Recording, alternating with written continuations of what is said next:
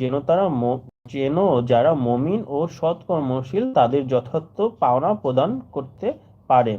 আর কাফেরদের জন্য রয়েছে উত্তপ্ত পানীয় ও মর্মন্তুদ শাস্তি তাদের কুফরির কারণে। তিনি এমন সত্তা যিনি সূর্যকে করেছেন জ্যোতির্ময় আর চন্দ্রকে আলোকময় করেছেন এবং নির্ধারণ করেছেন এর জন্য মঞ্জিল যেন বছর গণনা ও হিসাব জানতে পারো। আল্লাহ এটা যথার্থই সৃষ্টি করেছেন। তিনি বর্ণনা করেন আয়াতসমূহ সেসব লোকদের জন্য যারা জ্ঞানবান। নিশ্চয়ই রাত ও দিনের পরিবর্তনে এবং আল্লাহর আকাশসমূহ ও জমিনদের সমুদয় সৃষ্টিতে মুত্তাকিদের জন্য নিদর্শন আছে। নিশ্চয়ই যারা আমার সাক্ষাতের আশা পোষণ করে না তারা পার্থিব জীবনেই পরিতুষ্ট, এর উপরই নিশ্চিন্ত থাকে এবং আমার আয়াতসমূহের ব্যাপারে তারা সম্পূর্ণ গাফিল। এমন লোকদের কৃতকর্মের জন্য আগুনই তাদের আবাসস্থল। নিশ্চয়ই যারা ঈমান এনেছে এবং সৎকর্ম করেছে, ঈমানের কারণে তাদের রব তাদেরকে পথ দেখাবেন। তাদের বাসস্থান সুখময় জান্নাতে, যা নিচ দিয়ে ঝর্ণা ধারা প্রবাহিত হবে। সেখানে তাদের প্রার্থনা হবে, হে আল্লাহ, তুমি মহান পবিত্র।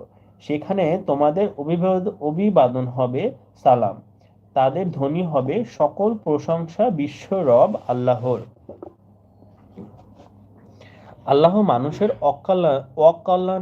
অকল্যাণে তাড়াহুড়া করলে যেভাবে তারা কল্যাণে তাড়াহুড়া করে, তবে তাদের নির্দিষ্ট সময় কবেই পূর্ণ হতো। অতঃপর যারা আমার সাক্ষাতের আশা পোষণ করে না তাদেরকে অবাধ্যতায় ঘুরপাক খেতে দেই।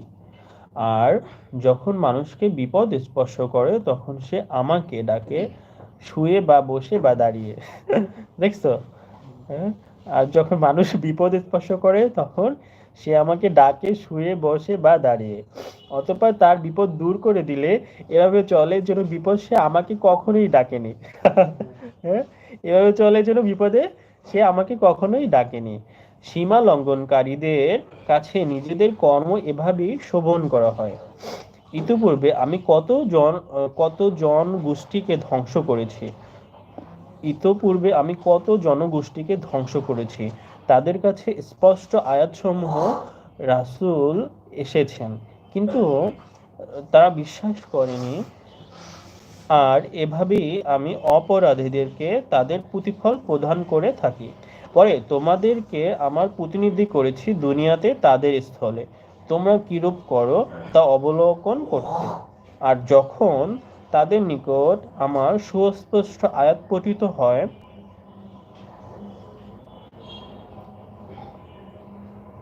তখন তাদের মধ্যে যারা আমার সাক্ষাতের আশা পোষণ করে না তারা বলে, এছাড়া অন্য কোনো কুরআন আনয়ন করো বা এটা পরিবর্তন করো।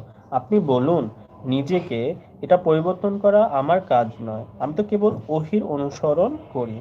আমি আমার রবের নাফরমানি করলে দিবসের শাস্তি ভয় করি। বলুন, আল্লাহর ইচ্ছা হলে আমি তোমাদের কাছে তা পাঠ করতাম না। তিনিও এটা জানতেন না। আমি তো ইতিপূর্বে তোমাদের মধ্যে দীর্ঘকাল কাটিয়েছি, তবুও কি বোঝো না? শানে নজরুল। কাফেররা আযাব সম্পর্কীয় আয়াতগুলোর প্রতি অবিশ্বাসজনিত বিদ্রূপের সাথে বলতো যে, দুনিয়াতেই যদি আমাদের উপর আযাব আসতো তবেই আমরা তার প্রতি বিশ্বাস করতে পারতাম। যেমন তারা বলে, হে আমাদের প্রতিপালক, হিসাব দিবসের পূর্বেই আমাদের আযাবের অংশ আমাদেরকে দিয়ে দিন। এ উক্তির পরিপ্রেক্ষিতে এই আয়াতটি নাজিল হয়। শানে নজরুল 15। রাসূল সাল্লাল্লাহু আলাইহি সাল্লাম মুশরিকদেরকে যখন সেসব আয়াত শোনাতেন যাতে মুশরিকদের দেব-দেবী সম্পর্কে আলোচনা করা হয়েছে, তখন ওয়ালিদ ইবনে মুগীরা সহ অন্যান্য মুশরিক প্রধানরা বলতো, আপনি আমাদেরকে আর কুরআন শোনাবেন না, বরং এর মধ্যে আমাদের দেব-দেবী সম্পর্কে যেসব আয়াত বর্ণিত হয়েছে তা পরিবর্তন করে নিয়ে আসুন। তারা এভাবে ঠাট্টা করত আর মনে করত রাসূল সাল্লাল্লাহু আলাইহি সাল্লাম ইচ্ছা করলেই যে কোনো আয়াত পরিবর্তন করতে পারবেন।